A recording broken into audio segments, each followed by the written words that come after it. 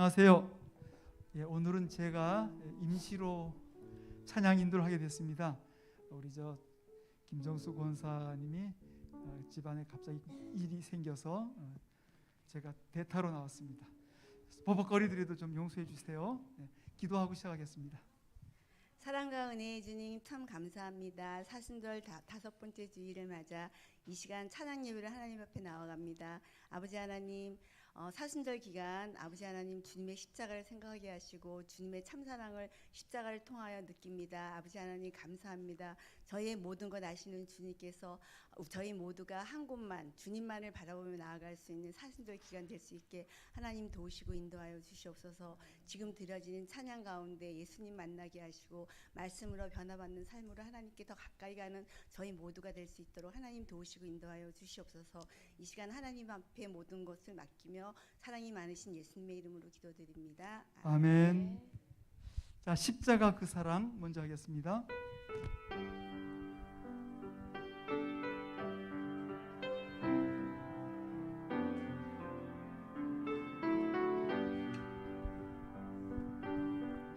십자가 그 사랑 멀리 떠나서 무너진 나의 삶 속에 잊혀진 주네 돌 같은 내 마음 어루만지사 다시 일으켜 세우신 주를 사랑합니다. 주 나를 보시고 날 붙드시리 나는 보배롭고 연비와 주님의 자녀라. 주 나를 보시고 날 붙드시리 나는 보배롭고 존귀한 주의 자녀라. 지나간 일들을 기억하지 않고 이전에 행한 모든 일 생각지 않으리. 사막의 강물과 길을 내시는 주 내 안에 새일 행하신 주만 바라보리라. 주 나를 보시고 날 붙드시리 나는 보배롭고 존귀한 주님의 자녀라. 주 나를 보시고 날 붙드시리 나는 보배롭고 존귀한 주의 자녀라. 십자가 그 사랑 다시 합니다. 십자가 그 사랑 멀리 떠나서 무너진 나의 삶 속에 잊혀진 주네 돌 같은 내 마음 어루만지사 다시 일으켜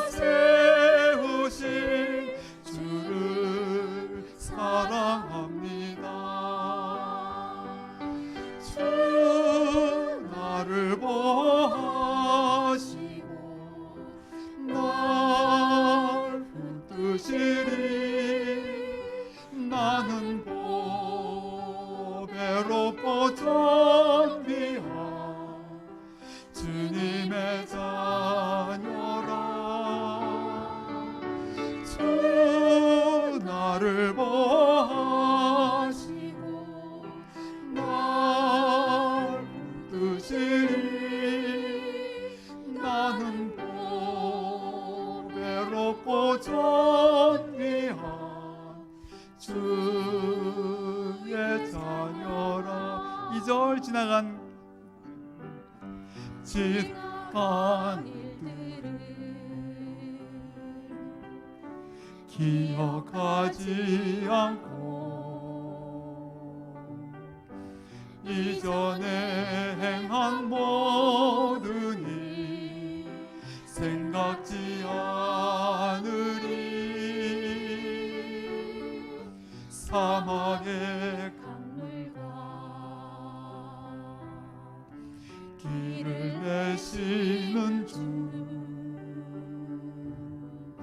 내 안에 새 일 행하신 주만 바라보리라. 주 나를 보하시고 날 붙드시리. 나는 보배롭고 존귀한 주님의 자녀라. 주 나를 보하시고 날 붙드시리. 나는 보배롭고 존귀한 주의 자녀라. 주발 앞에 무릎 꿇고 그 사랑에 나 안기네.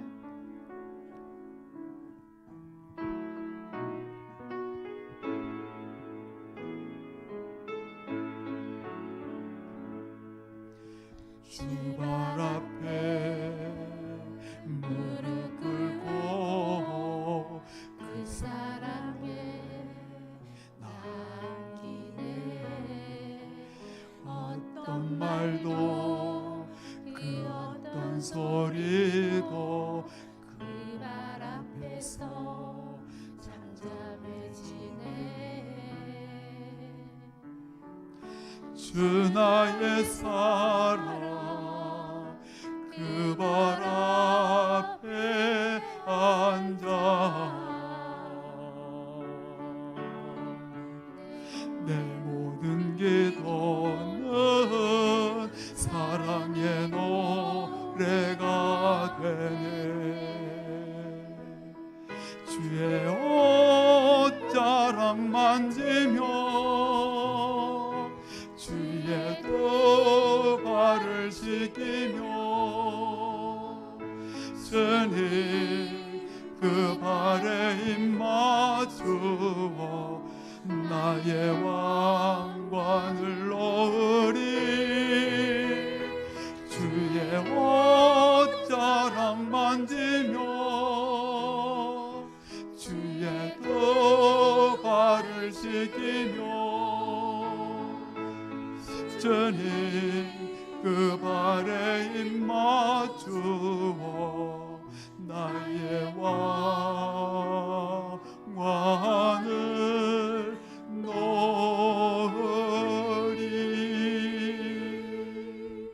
주 발 앞에 무릎 꿇고 그 사랑에 남기네.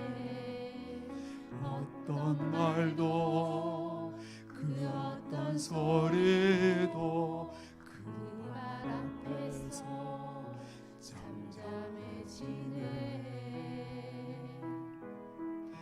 주 나의 사랑 그 발 앞에 앉아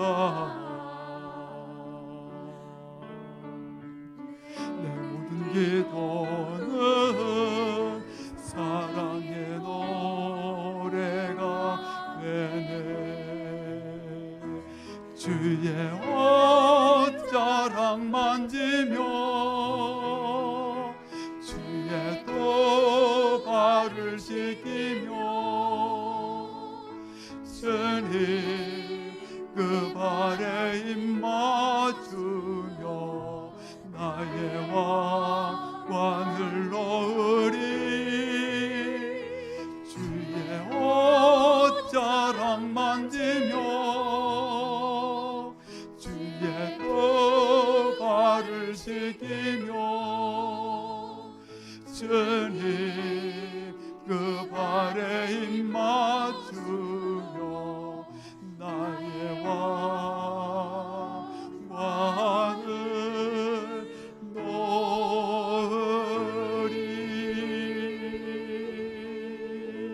놓으리. 예, 좀 어려운 곡인데요. 예, 다음 주에도 또 불러서 좀 익혀야 되겠습니다. 자, 예수 피를 힘입어.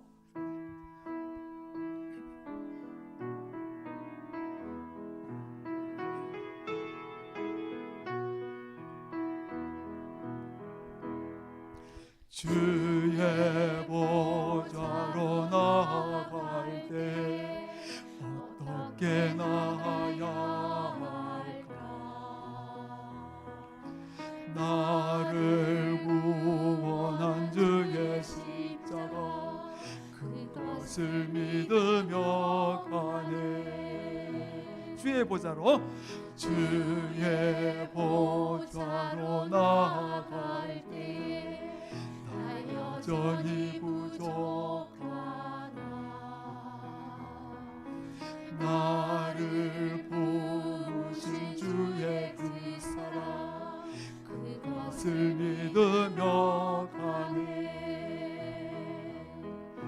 자격 없는 내 힘이 아니 오직 예수님의 보혈로 자격 없는 내 힘이 아니 오직 예수님의 보혈로 십자가의 보혈 완전하신 사랑 힘입어 나아갑니다. 십자가의 보혈 완전하신 사랑 힘입어 예배합니다. 주의 보좌로 주의 보좌로 나아갈 때 어떻게 나아야 할까? 나를 구원한 주의 십자가 그것을 믿으며 가네. 주의 보좌로 나아갈 때 나 여전히 부족하나 나를 부르신 주의 그 사랑 그것을 믿으며 가네. 자격 없는 내 힘이 아니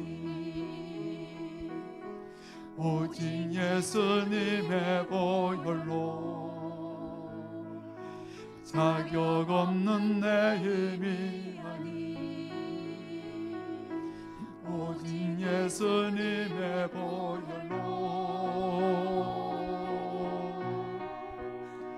십자가의 보혈 완전하신 사랑 힘입어 나아갑니다. 십자가의 보혈 완전하신 사랑 힘입어 예배합니다. 한 번 더 하겠습니다. 주의 보좌로 주의 보좌로 나아갈 때 어떻게 나가야 할까? 나를 구원한 주의 십자가 그것을 믿으며 가네. 주의 보좌로 보좌로 나갈 때 주의 보좌로 나갈 때 나 여전히 부족하나 나를 부르신 주의 그 사랑 그것을 믿으며 가네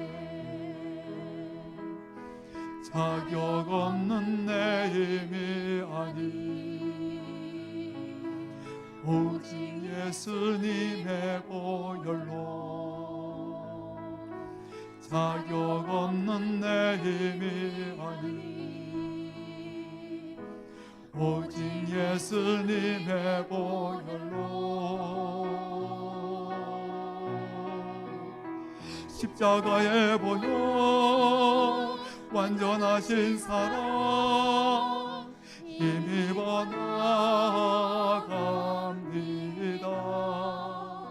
십자가의 보혈 완전하신 사랑 힘입어 예배합니다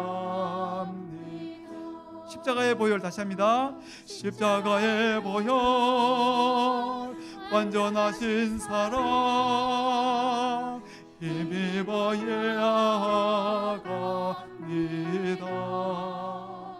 십자가의 보혈 완전하신 사랑 힘입어 예배합니다.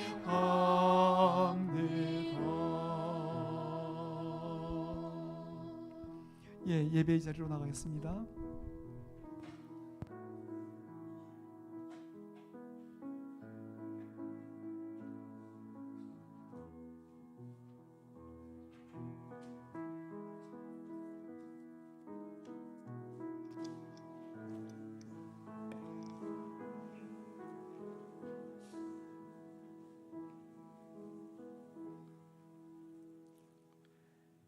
주님의 사랑과 은총에 감사드립니다. 새봄의 기운이 완연한 봄날을 허락해 주셨고 오늘도 축복된 주일을 맞이하여 오전의 주일 예배와 또 오후 시간도 주님을 사모하는 마음으로 이 자리에 머리 숙였습니다. 주의 백성 한 사람 한 사람 주님 친히 어루만지시고 주님의 하늘로서의 평강과 은총과 위로와 그리고 우리의 삶에 드리워진 모든 상처와 위험과 어려움들 주님의 손길로 치유되고 회복되며 더 주 안에서 강건함을 힘입는 모든 주의 백성들 되게 하여 주옵소서. 예수님의 이름으로 기도드립니다. 아멘. 찬송 한 곡 더 하죠. 482장 함께 320장 함께 부르시고 정영려 권사님 기도하시겠습니다.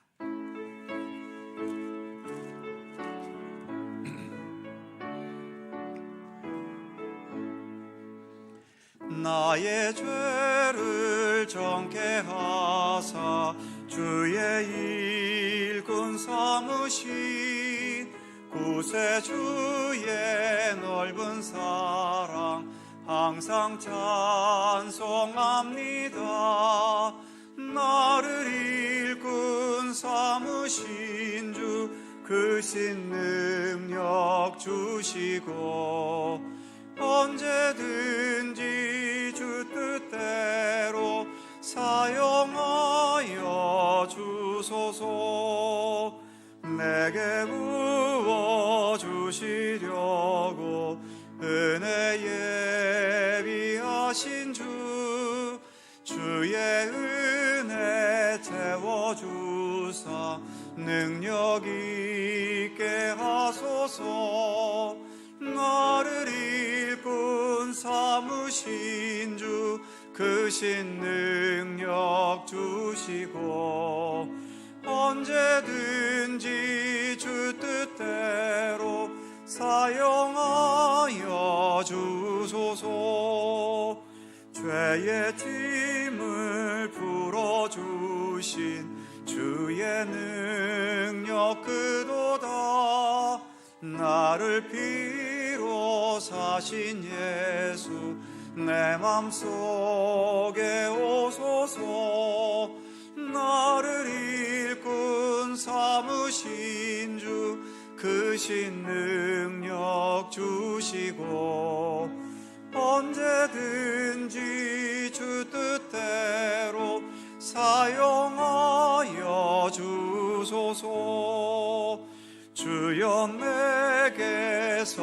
성령으로 충만하게 채우사 생명수가 강물처럼 흐르게 하옵소서. 나를 일꾼 삼으신 주 크신 능력 주시고 언제든지 주 뜻대로 사용하여 주소서.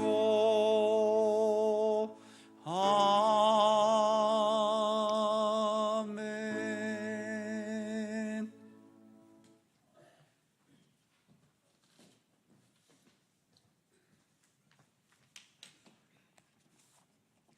존귀하신 하나님 아버지, 놀라우신 은혜와 사랑을 감사드립니다. 죄와 허물로 죽었던 저희를 십자가의 사랑으로 구원하여 주심을 찬양합니다. 지난 한 주간의 삶 속에서 주님을 나타내지 못하고 내 작은 모습으로 주님을 제안하며 살았음을 고백합니다. 주님, 불쌍히 여겨주시고 용서하여 주옵소서. 주님은 끊임없이 저희에게 사랑을 이야기합니다. 우리를 향한 사랑이 얼마나 큰지 말씀하십니다. 나보다 나를 더 잘하시고 나의 아픔과 고통과 상처 언제나 보듬어 주시고 치유하시며 회복되기를 원하십니다. 하오나 하나님, 우리의 삶은 생명의 주인이신 주님보다 받고 싶은 선물에만 급급합니다. 주님을 늘 외롭게 하며 아프게 합니다. 사순절을 보내며 주종의 관계가 회복되기를 소망합니다. 우리의 삶에, 우리들의 자녀들의 삶에 주님 한 분만으로 만족하며 간절히 사모하며 몸부림치는 시간으로 채워지기를 간절히 기도합니다. 이 시간 목사님을 통하여 선포되는 생명의 말씀으로 더 깊이 주님만을 알게 하소서. 주님 사랑 감사합니다. 연약한 우리를 위해 십자가의 사랑을 베푸신 예수님의 이름으로 기도드립니다. 아멘.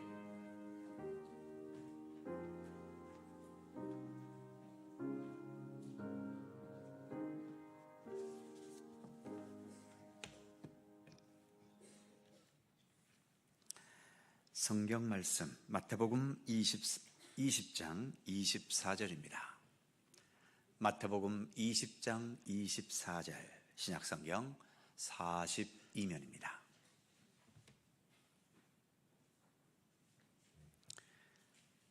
마태복음 20장 24절에서 마지막 34절까지의 말씀입니다. 한 절씩 교독하지요. 제가 먼저 24절 읽겠습니다. 10 제자가 듣고 그 두 형제에 대하여 분이 여기거늘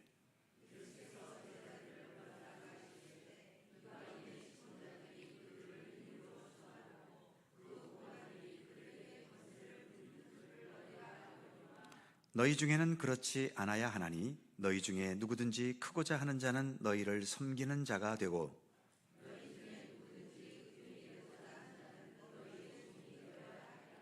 인자가 온 것은 섬김을 받으려 함이 아니라 도리어 섬기려 하고 자기 목숨을 많은 사람의 대속물로 주려 함이니라.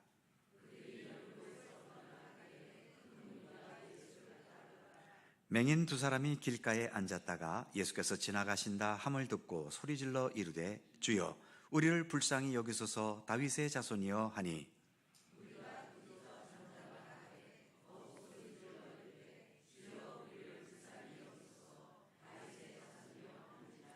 예수께서 머물러 서서 그들을 불러 이르시되 너희에게 무엇을 하여 주기를 원하느냐? 다 같이 예수께서 불쌍히 여기사 그들의 눈을 만지시니 곧 보게 되어 그들이 예수를 따르니라. 아멘. 오늘도 이 말씀 속에서 주님의 크신 은혜가 함께 하실 것을 믿습니다. 마태복음 91번 91번째 시간입니다. 보니까 지난 1월에 했고 2월 달에는 우리가 진도를 하나도 못 나갔습니다. 뭐 일이 많고 그래서 3월 달도 지금이 돼서야 2달 만에 우리가 지금 이 마태복음을 다시 돌아왔는데요. 꼭 방학하다 온 느낌입니다. 맥락이 이어지나 모르겠어요. 진도가 이렇게 나갔다가 주님 다시 오실 날까지 마태복음이라도 끝날 수 있을지 모르겠습니다. 자, 아무튼 뭐 얼마나 걸리든 우리는 그저 한 절 한 절 읽어가고 또 생각하고 묵상해 가는 거지요. 오늘 본문 바로 앞부분에는 예수님께서 이제 예루살렘에 올라가시는데, 예수님은 사실 십자가에 이제 죽기 위해서 예루살렘에 가시는 거죠. 그런데 제자들 중에는 이거 예수님이 예루살렘 가시면 이제 예루살렘에 있는 모든 권세자들 다 때려잡으시고 예수님께서 권세를 잡으셔서 메시아 왕국을 펼치실 것이다, 이렇게 기대하고 세베대 아들들의 어머니, 즉 세베대 아들들은 예수님 제자 중에서 야고보와 요한이지요. 이 야고보와 요한의 어머니가 재빨리 예수님에게 와서 로비를 벌인 거죠. 주님께서 예루살렘에서 권세를 잡으시거든 우리 귀한 두 아들, 하나는 주의 우편에 하나는 주의 좌편에 앉게 해 주십시오. 부모가 자식을 위해서 하는 것에 누가 돌을 던지겠습니까만, 그러나 부모의 사랑도 언제나 진실하지는 않습니다. 정직하지는 않습니다. 대부분의 우리 인간들의 사랑 속에는 여러 가지의 욕심이 담겨질 수밖에 없지요. 그래서 우리 인간은 흔히 우리나라 말로는 사랑이라는 말이 하나지만 성경의 원어인 히라보에는, 고대 히라보에는 사랑이 세 가지가 있다고 그러지요. 첫 번째가 필레오의 사랑, 이건 부모, 자녀, 친구의 사랑. 두 번째는 에로스의 사랑, 이건 남녀 간의 어떤 그 본능적인 그런 사랑이죠. 세 번째가 하나님만 하실 수 있는, 예수님만이 하실 수 있는 사랑, 뭐라고 그러죠? 아가페라고 말합니다. 그러니까 우리 인간은 본능적인 에로스의 사랑도 할 수도 있고, 또 친구 간의 우정이나 부모가 자녀를 사랑하는 이런 필레오의 사랑도 할 수 있지만, 그런 필레오의 사랑이나 에로스의 사랑에는 우리 인간의 욕심과 또 우리 인간에게는 자기중심적인 이기주의적인 것이 있잖아요. 그래서 우리 인간의 사랑은 순수할 수가 없습니다. 정말 순도 100%의 진정한 사랑은 아가페의 사랑인데, 그거는 하나님께서만 하실 수 있고, 이 땅에 계신 존재 중에는 바로 육신의 몸을 입고 오신 예수님만이 이 아가페의 사랑을 하실 수 있는 거죠. 그러니까 내 사랑과 내 열정을 너무 믿지 마세요. 우리의 믿음도 물론 내가 주를 믿나이다 하면서 주를 확실하게 믿을 수는 있지만, 그러나 주님을 향해 가지는 내 확신, 그리고 내가 믿음의 길을 바르게 걷고 있다라고 하는 이 확신도 그렇게 정확한 건 아닙니다. 그래서 늘 우리는 자신을 돌아보고, 나로서는 확실하지만 정말 이게 모두에게 확실할 수 있는 것인가? 나로서는 이게 사랑인데 이게 모두를 향한 진정한 사랑인가를 언제나 겸손히 돌아보는 그 겸손함이 우리에게는 있어야 되는 거죠. 자, 이렇게 로비를 벌이려면 다른 제자들 모르게 예수님이 있는 혼자 계실 때 몰래 가갖고 또 부탁했다면 모르지만 아마 다른 제자들이 다 보는 데서 또 이랬나 보죠. 이러니 다른 제자들은 기분이 좋겠습니까? 저 어머니의 귀한 사랑 하면서 거기서 이 세베대의 아들들의 어머니의 이 모습에 대해 감동했겠습니까? 기분 나쁜 거죠. 그럼 우린 뭐야? 저 두 아들이 예수님 좌우 곁에 다 앉아버리면 나머지 우리는 뭐야? 기분이 나쁜 거죠. 그래서 오늘 본문 24절은 분이 여겼다는 말부터 시작되고 있는 겁니다. 자, 유인물을 보죠. 1번 분이 여기거늘, 가로 1번 세베대의 아들들의 어머니가 자기 자식만을 위해 로비 활동한 것에 대한 분노지요. 그래서 그 다음 2번에 보시면 자기를 앞세우는 곳에는 분노가 담긴 분쟁과 경쟁이 필수적입니다. 국회의원 선거가 이제 다음 달이죠. 또 이제 본격적인 선거 운동이 시작되면 또 얼마나 내가 적임자입니다 하면서 또 나를 내세우고, 상대 후보는 저건 나쁜 놈이고 우리 지방 나라 정치 말아먹을 나쁜 놈이라고 하는 또 이런 흑색 선전을 얼마나 또 들어야 될까요? 이건 듣기 싫어도 들어야 돼요. 그냥 선거 때가 아닐 때에는 텔레비만 끄면 뉴스만 안 들으면 그런 소리 안 듣는데, 이 선거 때에는 듣기 싫어도 길거리에 가면서 트럭을 타고 다니면서도 말하거나 유세장 지나가면서 어쩔 수 없이 또 들어야 되지요. 어쨌든 옳고 그르고를 떠나서 자기를 앞세우는 것에서는 당연히 분쟁과 경쟁이 필수적입니다. 참 우리의 사는 이 세상이 경쟁이라는 것을 통해서 이렇게까지 발전해 온 것은 참 긍정적이고 좋은 것인데, 그러나 그 경쟁이 정말 모든 게 공평하고 정의로운 경쟁이었나? 그렇지 않지요. 지금 우리의 현실도 아무리 민주사회 어쩌고 저쩌고 해도 우리는 태어날 때부터 벌써 불공평합니다. 부잣집에 태어난 것과 가난한 집에 태어난 게 같을 수 있습니까? 그리고 우리 얼굴이 각자가 다 다른데 도대체 이 잘생기고 못생기고를 누가 구분해 놨는지 모르겠는데, 어쨌든 인간은 자기 나름대로 어떤 구분을 정해놓고 이건 잘생긴 거 저건 못생긴 거 하면서 참 이 얼굴이 또 몸매나 이러한 것이 남들 보기에 매력적이지 못할 때에 이건 역시 공평한 경쟁이 될 수가 없지요. 그리고 사람마다 태어날 때부터 능력이 많고 적고가 어느 정도가 결정이 되는데 이것도 불공평하고요. 그러니 아무리 뭐 공평한 경쟁, 공정 이런 걸 얘기를 해도 이 세상 자체는 그렇게 공평한 경쟁일 수가 없습니다. 그러니 이 세상에는 분노가 담긴 분쟁과 이런 경쟁은 피할 수 없는 과제가 되어버린 거지요. 물론 우리가 이 세상에서 생존하기 위해서는 이 경쟁에 뛰어들 수밖에 없고, 또 때로는 분쟁에 휘말렸으니 어쨌든 이기긴 해야 되겠고, 그러다 보니 또 여러 가지 방법을 쓰기도 하겠습니다만, 주님 앞에 우리가 그래서 매일매일마다 기도하는 게 필요하고요. 기도할 때마다 주님 앞에서 내가 오늘을 어떻게 살았는지를, 또 하루를 시작한다면 내가 오늘을 어떻게 살아야 하는지를 기도하면서 하나님 앞에서 자신을 돌아봐야 되는 겁니다. 하나님, 내가 오늘 이렇게 살아왔는데 이거 제대로 산 겁니까? 하나님, 또 오늘도 하루를 시작하면서 살아야 하는데 오늘은 제가 뭘 어떻게 살아야 될까요? 오늘은 이런 일이 있고 저런 일이 있을 터인데 그런 일 앞에서 저는 어떠한 말과 어떠한 행동과 어떠한 몸가짐으로 살아야 할까요? 항상 주님 앞에 우리가 기도를 통해서 우리의 자신을 돌아보는 것이 굉장히 중요합니다. 자, 어쨌든 오늘 이 세베대 아들들의 어머니의 이 로비로 인한 분쟁은 하나의 애교로 봐줄 수도 있을 문제이지만, 이것이 이 세상 전체라고 하는, 그리고 거기에서 치열하게 자기 목숨을 내걸고 싸워야 하는 이러한 현실들이 우리를 얼마나 메마르게 하고 또 우리의 마음을 좁아지게 만드는지, 이런 세대 속에서 우리가 예수님의 마음을 가지고 산다는 것이 어떠한 것인지를 항상 우리는 고민하고 또 생각해 봐야 되는 거죠. 자, 그러면서 예수님께서 이제 주신 말씀이 있죠. 25절에서 27절입니다. 자, 25절에서 27절 다시 한 번 더 읽어보죠. 시작.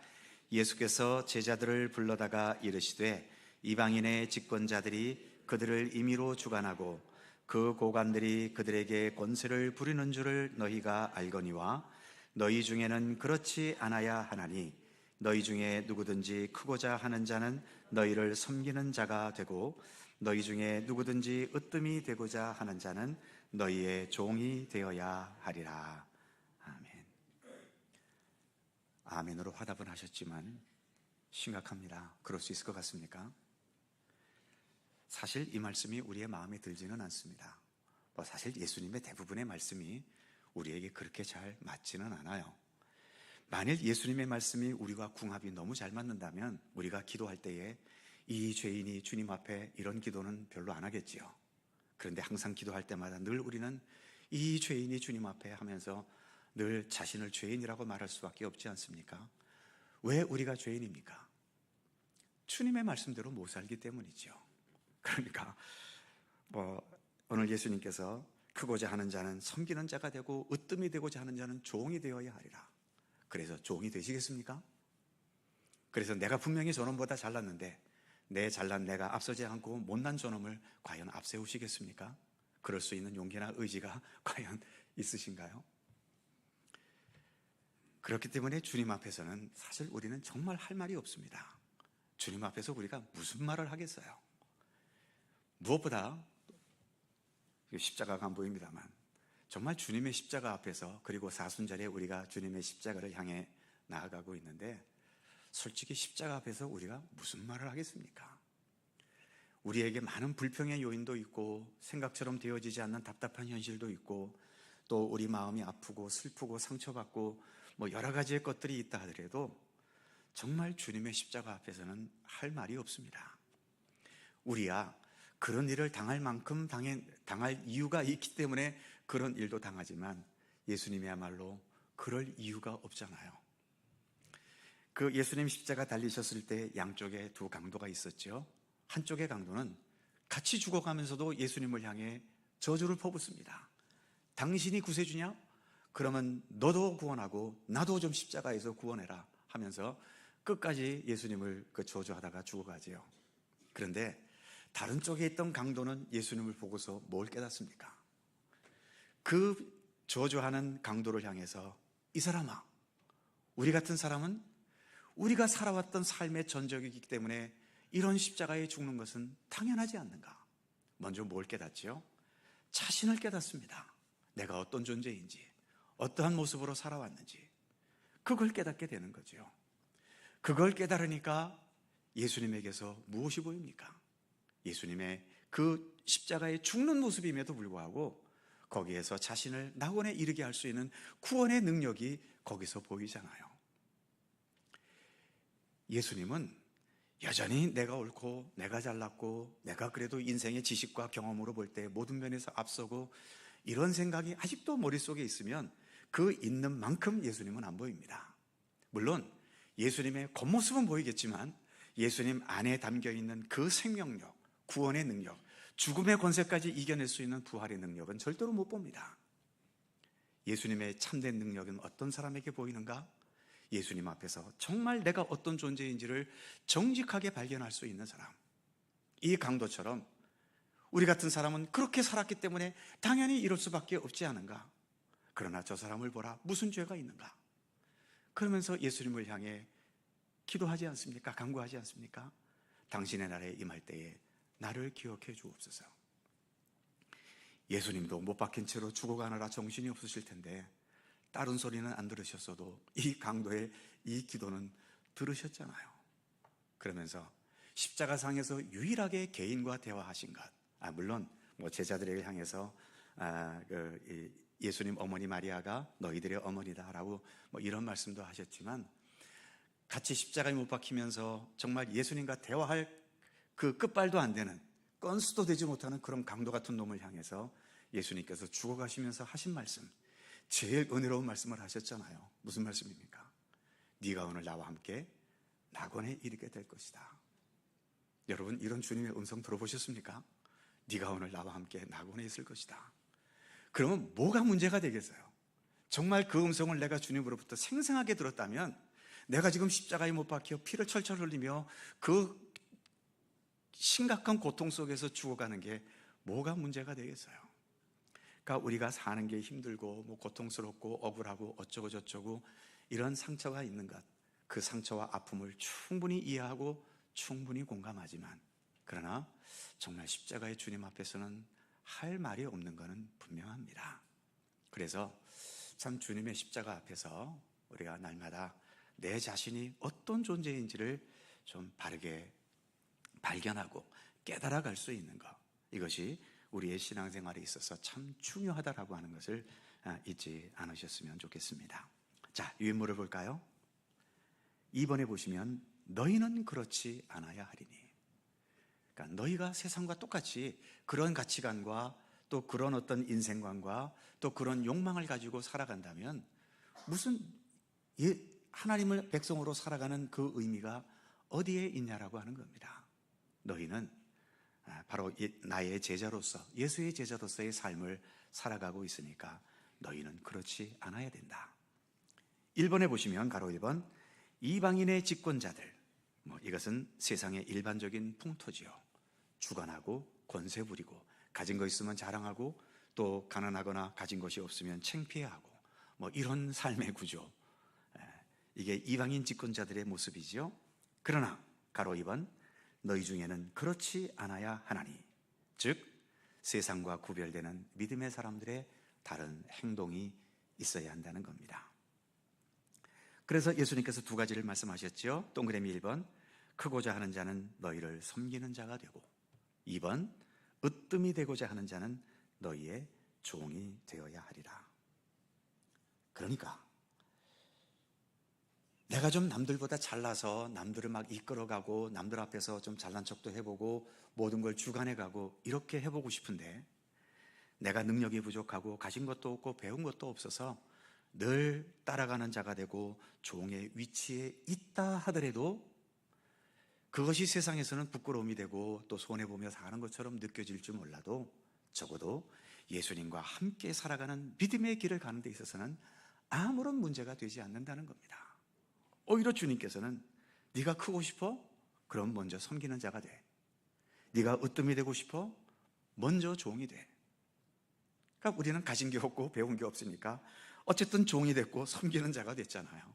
그러니까 그렇게 살아가는 그 삶도 세상 속에서는 불만의 요인이 될 수는 있을지 모르지만 주님 앞에서는 그것조차도 불만의 이유가 될 수 없다는 겁니다. 오히려 더 큰 사람보다도, 으뜸이 되는 사람보다도 그런 종의 위치에서, 섬기는 자의 위치에서 살아가는 것이 오히려 하나님의 나라를 가는 데 있어서는 훨씬 더 유리할 수도 있다는 것을 예수님은 말씀하신 것 아닙니까? 그래서 그 밑에 3번, 섬기는 큰 자, 종이 되는 으뜸, 우리가 우리의 생각을 뒤바꾸지 않으면 실천이 어렵다는 겁니다. 내가 높은 위치에 있어도 또 주인처럼 그런 어떤 권세 자리에 있어도 언제나 우리의 자세는 섬기는 종처럼 그런 마음가짐으로 살아야 한다는 거죠. 예수님이 그런 모습으로 오셨지 않습니까? 그래서 그 다음 3번에 보시면 인자가 온 것은 28절이지요. 자, 28절 같이 읽습니다. 시작. 인자가 온 것은 섬김을 받으려 함이 아니라 도리어 섬기려 하고 자기 목숨을 많은 사람의 대속물로 주려 함이라. 아멘. 그렇습니다. 하나님의 본체이신 예수님께서 그러기에 누구보다도 왕이고 누구보다도 주인이시고 누구보다도 으뜸이 되시지만, 그러나 예수님께서 이 땅에 오셨을 때에는 내가 으뜸이다, 내가 왕이다 이렇게 주관하는 것이 아니라 나는 섬기는 자로 왔다. 그래서 제자들의 발도 씻기시고 고통과 아픔 속에 있는 자들 찾아가셔서 치료해 주시고 마지막으로는 우리 모든 인간들의 죄악과 허물을 덮어쓰시고 십자가에 그 죽으시는 그 섬김을 우리에게 보여주셨지 않습니까? 그래서 기독교는 부자가 돼서 권세를 잡고 또 높은 지위에 올라가서 권력을 휘두르는 그게 우리 기독교가 아닙니다. 오히려 내가 제일 많이 가졌으면서도 아무것도 가지지 않은 자처럼 그렇게 겸손하게 살 수 있는 것, 높은 자리에 올라가도 내가 맨 밑바닥에 있는 것 같은 그런 섬김의 근본의 도리를 놓치지 않고 살아갈 수 있는 것, 그런 도리들을 우리는 예수님을 통해서 배워가고 있는 거죠. 참 역대의 여러 대통령들이나 국회의원들이나 또 정치의 권력의 자리에 있으셨던 분들이 항상 선거운동할 때는 여러분들의 충직한 종이 되겠습니다, 다 그렇게 종이 되겠다고 다 공약은 하지만 막상 또 그 자리에 올라가 보면 대화를 안 하려고 하고 자기 고집과 생각을 끝까지 밀어붙이려고 하고, 그러다 보니 우리 사회는 이렇게 날마다 대립하는 이 현실에서 벗어나지 못하는 안타까움이 있잖아요. 정말 종된 자세를 가진다면, 정말 으뜸이 아니라 그 섬기는 자의 그 본질을 놓치지 않는다면 우리의 사회는 지금보다 훨씬 더 부드럽고 또 평화롭고 좋은 세상이 되었겠죠. 그런 세상을 우리 믿음의 사람들이 먼저 좀 만들어 갔으면 좋겠고요. 자, 3번에 가로 1번 보시면 도리어 섬기려 하고, 여기서 섬긴다는 말, 그 밑에 동그라미 1번에 보시면 무조건 비굴해지고 얌전해지는 게 아닙니다. 섬기라고 하니까 그냥 무조건 막 비굴하게 머리 숙이고 모든 걸 그냥 무조건 다 양보해버리고 꼭 이런 것을 의미하는 게 아니라는 거죠. 우리의 진정한 섬김은 무조건 허리만 숙이고 머리만 숙이는 게 아니라 거기에 나와 있는 것처럼 하나님의 뜻과 의를 진지하게 실천해 가는 겁니다. 왜 나보다 남을 낮게 여기나요? 내가 정말 그 사람보다 못났기 때문입니까? 그러면 비굴한 거죠. 그런데 내가 분명 객관적으로 볼 때 저 사람보다 잘났지만 예수님께서 말씀하셨잖아요. 먼저 된 자가 나중되고 또 섬기려는 자는 먼저 섬겨야 하고, 그러니까 내가 저 사람보다 잘났기 때문에 섬김을 받아야 되지만 나는 예수님의 명령을 따라서 기꺼이 섬기는 자의 자리로 내려가려 한다. 이처럼 하나님의 뜻과 의지를 진지하게 실천해 가는 것, 이게 진정한 섬김입니다. 그리고 더 중요한 것, 동그라미 2번에 보시면 자기의 역할을 하는 것 이상의 욕심을 부리지 않는 것입니다. 그 이상의 욕심. 자, 예를 들면 우리는 교회를 다니니까 교회에 와야 하는 가장 첫 번째 목적은 뭡니까? 여기서 집사 되고 권사 되고 장로 되기 위해서 교회 오십니까? 교회 가서 맛있게 국수 먹고 재밌게 놀기 위해서 교회를 오시나요? 제일 첫 번째 목적은 뭐죠? 하나님께 예배하는 겁니다.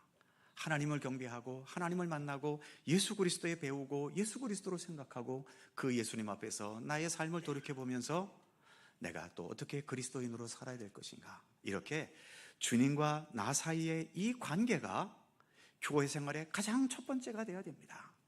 이거는 목사고 장로고 권사고 할 것 없이 모든 성도들에게 있어서 첫 번째입니다. 이 첫 번째를 놓쳐버리면 본분을 잃어버린 거죠. 봉사는 많이 하는데, 또 여러 가지 교회 활동은 많이 하는데, 그런 교회 생활 속에서 예수님과의 만남, 예수님과의 관계, 하나님의 말씀, 이러한 것에 대해서 이러한 것에 귀를 기울이려 하지 않고 여전히 자기의 생각과 판단만 앞서면서 그렇게 설치고 다닌다면 아무리 겉으로 보기에는 봉사, 일, 헌신 많이 하는 것 같아도 그 첫 번째 본질을 잃어버린 겁니다. 일단 그래서 교회에 오시면 우리의 직분이 어떠한 직분이 되었던 오늘도 내가 주님 앞에 나아간다라고 하는 이 첫 번째 중심을 놓치지 말아야 됩니다.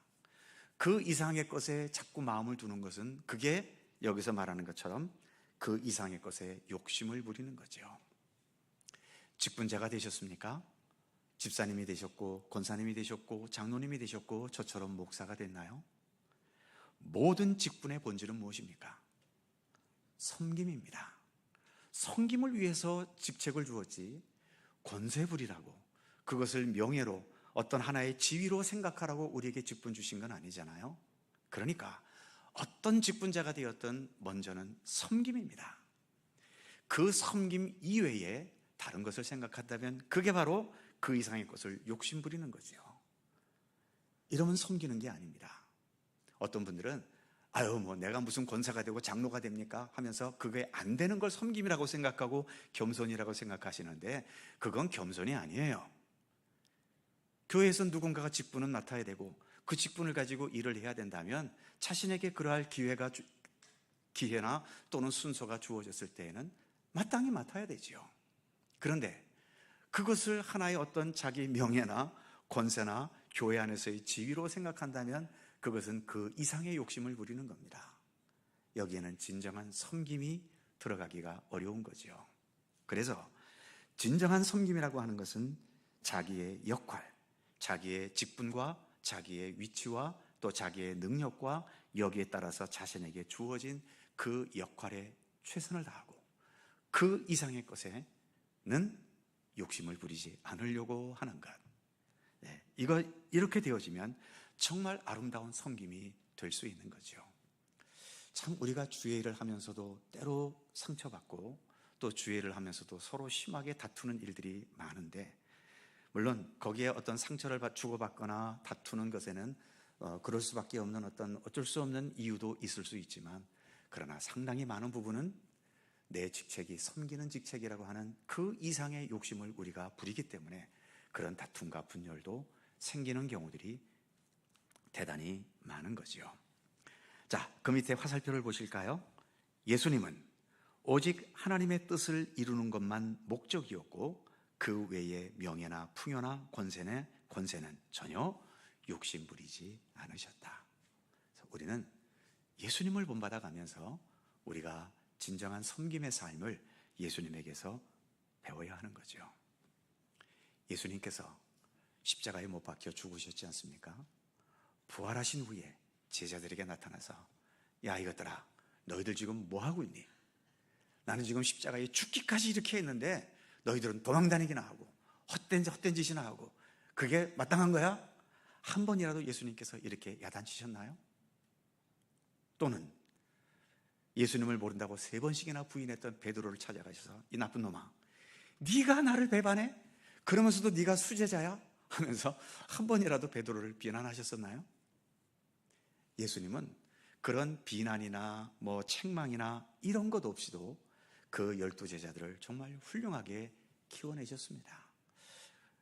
그러니까 예수님은 자신이 걸어왔던 그 모든 것에 대해 그 이상의 것을 욕심부리지 않으신 거죠. 내가 이런 일을 했으니까 이런 권세가 주어지고, 이렇게 헌신했으니까 이런 대가가 주어지고, 이런 식으로 예수님은 그 어떤 것도 기대하지 않으셨다라고 하는 겁니다. 그래서 우리에게 그렇게 좋은 예수님, 훌륭한 예수님, 또 우리가 믿고 따르는 하나님으로서의 예수님이 되실 수 있었겠지요. 그 다음 가로 2번입니다. 자기 목숨을 많은 사람의 대속물로 주려 함이니라. 그래서 밑에 동그라미 1번 보시면 섬김의 완성은 자기 목숨을 내놓는 것이다. 또 두 번째, 우리가 예수님처럼 죽기는 어렵겠지만 그러나 이렇게 참된 섬김을 위한 최선은 다해야 된다라고 하는 겁니다. 자, 뒷페이지 넘어가시면 그 다음 이야기, 두 맹인의 간절한 부르짖음의 이야기가 있습니다. 가로 1번 보시면 간절한 부르짖음, 동그라미 1번에 보시면 주여 우리를 불쌍히 여기소서. 앞을 보지 못하는 시각장애를 갖고 있으니 그 얼마나 삶이 힘들었겠습니까? 요즘처럼 복지국가 시대에도 여전히 장애를 안고 사는 분들은 힘든데, 과거에는 이런 장애인들은 오히려 하나님의 저주를 받았다는 식으로 사람들이 생각하면서 더 멸시하고 어떤 이들을 위한 복지 정책이나 이러한 것은 전혀 없었죠. 그러니까 이들의 삶은 정말 고통스럽고 어려웠던 겁니다. 그러니 예수님 지나갈 때에 주여 불쌍히 여기소서라고 간구할 수밖에 없었죠. 자, 동그라미 2번에 보시면 20절과 21절에서 세베대 아들들의 어머니와 어머니의 간구와 비교해보라. 그러니까 세베대 아들들의 어머니도 예수님께 간구했고, 이 두 맹인도 예수님께 간절히 간구했죠. 자, 그 밑에 화살표 보시면 이 둘의 간구를 비교해보면 간절함이 부족할까요? 세베대 아들들의 어머니는 대충 구했을까요? 해주시려면 해주시고 말라면 마시고 이런 식으로 했을까요? 자식의 문제인데 얼마나 간절하게 요청했겠습니까? 또 마찬가지로 기도에 열심히 부족했겠나? 그렇지 않죠? 오히려 이 두 맹인은 예수님 지나가실 때에 간절히 부르짖었지만 세베대 아들들의 어머니는 예수님을 직접 찾아갔잖아요. 그러니까 열심으로 따지자면 오히려 세베대 아들들의 어머니가 더 열심도 있었겠지요. 또 기도의 자세가 문제가 있겠는가?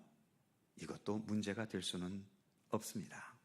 그런데 그 다음 가로 2번, 두 맹인의 간구는 소원대로 응답을 받았는데 세베대 아들들의 어머니의 기도는 왜 소원대로 응답이 못 되었을까? 어디에서 차이가 있는 것일까? 자, 그 다음 동그라미 1번, 가장 결정적인 차이는 불쌍히 여기소서의 간구에 예수께서도 어떻게 하셨다? 불쌍히 여기셨다는 반응을 하셨다는 겁니다. 나를 불쌍히 여기소서 그러면 누구든지 다 불쌍히 여겨야 됩니까? 그렇지 않습니다. 오늘 본문에는 나오지 않지만 다른 성경에 보면 바디메오의 이야기죠. 바디메오도 맹인이어서 다윗의 자손 예수여 나를 불쌍히 여기소서 외치니까 주변에서 뭐라 그럽니까? 야 조용히 해, 지금 예수님 지나가시는데 뭐 하는 거야? 하면서 전혀 이 불쌍한 것에 공감을 못합니다. 그래서 오히려 이 바디메오를 방해했지만, 그러나 예수님은 그들이 불쌍히 여겨달라고 하는 그것에 예수님께서도 불쌍히 여기셨다라고 하면서 똑같이 응답되고 있잖아요. 불쌍한 것으로 서로 그렇게 교감이 이루어지고 있는 거죠. 그래서 그 다음 동그라미 2번에 보시면 진정한 기도의 응답은 우리의 욕망이나 간절한 소원이 아니라 어떻게 해야 된다? 주님께서 우리를 불쌍하게 생각하셔야 한다. 그러니까 꼭 응답받아야 될 기도가 있으십니까? 그렇다면 주님께서 과연 나의 이 상황을 불쌍히 여기실지를 생각해 보셔야 됩니다. 정말 주님께서도 불쌍히 보실 만한 나의 상황인가? 아니면 그냥 단지 내 욕심과 욕망에 따라서 나온 기도인가? 이것을 우리가 잘 생각해 보시면 우리가 똑같은 기도를 드려도 훨씬 더 많은 응답을 받을 수 있을지도 모르겠습니다. 그 밑에 화살표에 보시면 우리의 간절한 기도는 과연 주님께서 불쌍히 여기시는 기도인지를 깊이 되새겨 보라는 것입니다.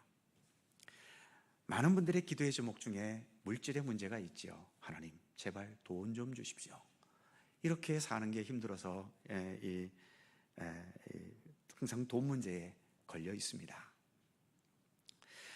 그때 이 돈 문제가 정말 내 먹고 사는 기본적인 것까지도 문제가 되는지, 아니면 내가 뭔가를 더 벌기 위해서 투자했다가 날려먹은 건지,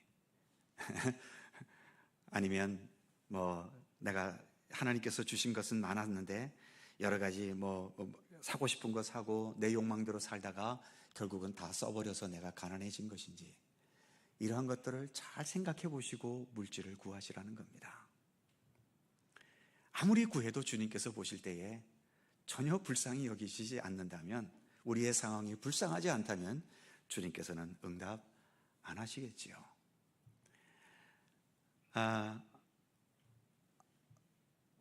오늘 낮에도 고린도후서를 통해서 사도 바울의 이야기를 했습니다만, 바울이라는 그분이 복음 전파자로서 살아갔던 그 삶은 날마다 정말 칼날 위에 서 있는 것 같은 위기 속에서 살았지요. 정말 언제 어느 때에 바울을 반대하는 자들에 의해서 피살당할지 알 수가 없었고, 또 어느 지역에 가서 복음을 전하면 그 지역 사람들이 쉽게 받아들이는 경우도 있지만 전혀 받아들이지 않고, 또 그 당시에는 로마가 지배하고 있던 때이기 때문에 그 잘못 이 신앙을 전달했다가는 마치 로마에 반역하는 반역죄를 덮어 씌우는 경우들도 있어서 항상 칼날 위에서 사역하는 것이었다고 봐도 결코 과언이 아닙니다. 그 상황에서 바울이 기도했다면 바울의 기도가 적당한 기도였겠습니까? 하나님 오늘도 여기서 복음을 전하는데 그냥 복음 잘 전하게 해주십시오, 이 정도의 기도였을까요? 그렇지 않았을 거라고 봅니다. 얼마나 절실했겠습니까? 하나님 오늘도 이 복음의 불모지역에서 이제 오늘도 나가 복음을 전하면 나에게 돌이 날아올지 칼날이 날아올지 또 어떤 로마 군인들이 잡아갈지 알 수 없는 가운데 있는데, 그러나 이 복음이 생명의 복음이기 때문에 내가 이것을 가지고 오늘도 나아가야 됩니다. 주님이 지켜주지 않으시면, 주님께서 우리 가운데 역사하지 않으시면, 제가 전파하는 이 복음 속에 성령께서 역사하지 않으시면 제가 무엇을 어찌할 수 있겠습니까? 바울은 매일매일 기도한 것이 그렇게 절실한 가운데서 기도할 수밖에 없었죠. 그러니 하나님께서 보실 때에 불쌍했겠습니까? 아니면 안 불쌍했겠습니까? 이건 당연히 불쌍한 거지요. 그러기에 주님께서는 바울을 통해서 그렇게 많은 복음의 역사를, 선교의 역사를, 교회의 역사를 펼쳐올 수 있게 하셨던 거지요.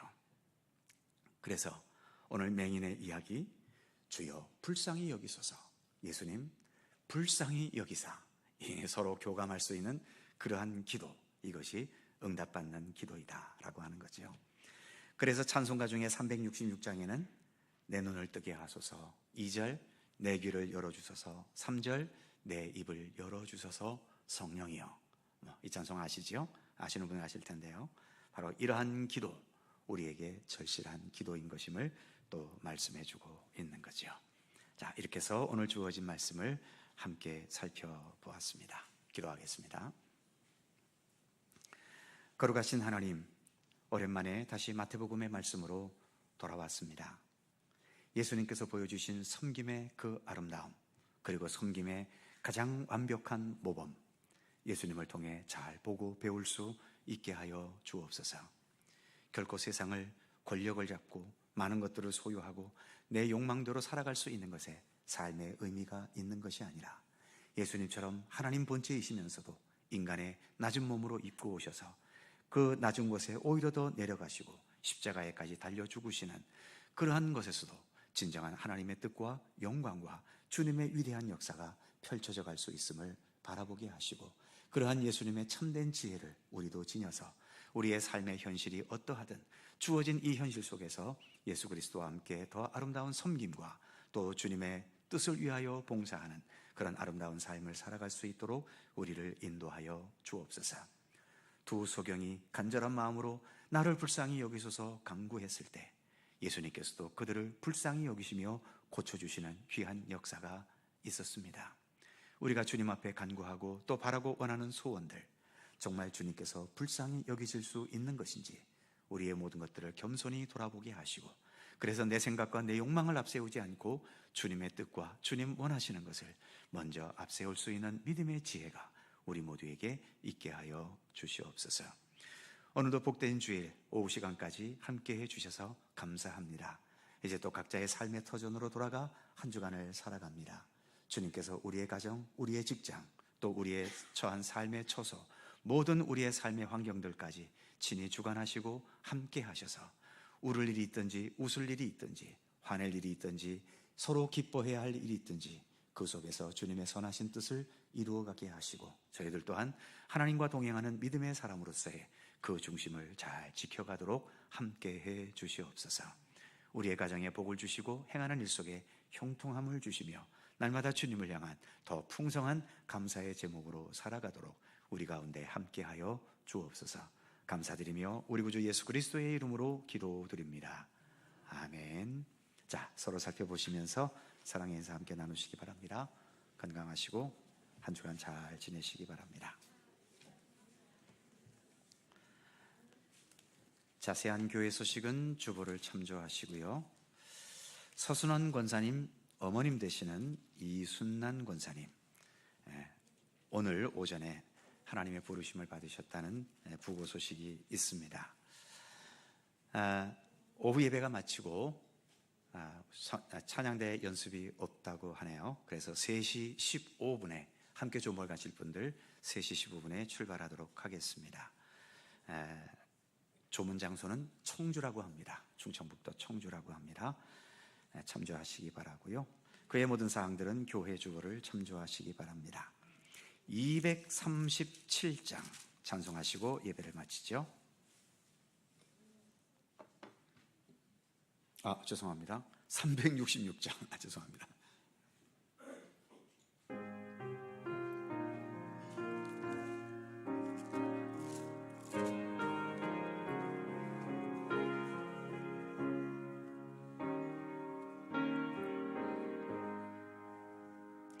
어두운 내 눈 밝히사 진리를 보게 하소서. 진리의 열쇠 내게 주사 참 빛을 찾게 하소서. 깊으신 뜻을 알고자 엎드려 기다리오니 내 눈을 뜨게 하소서. 성령이여 막혀진 내 귀 여시사 주님의 귀한 음성을 이 귀로 밝히 들을 때에 내 기쁨 한량 없겠네. 깊으신 뜻을 알고자 엎드려 기다리오니 내 귀를 열어주소서. 성령이여 봉해진 내 입 여시사 복음을 널리 전하고 차가운 내 맘 녹여주사 사랑을 하게 하소서. 깊으신 뜻을 알고자 엎드려 기다리오니 내 입을 열어주소서. 성령이여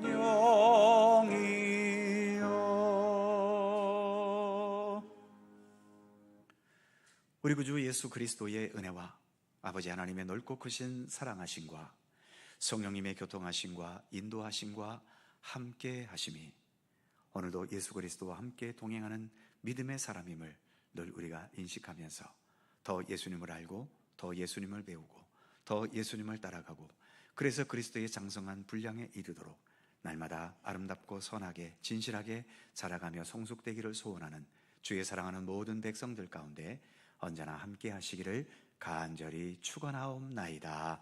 아멘.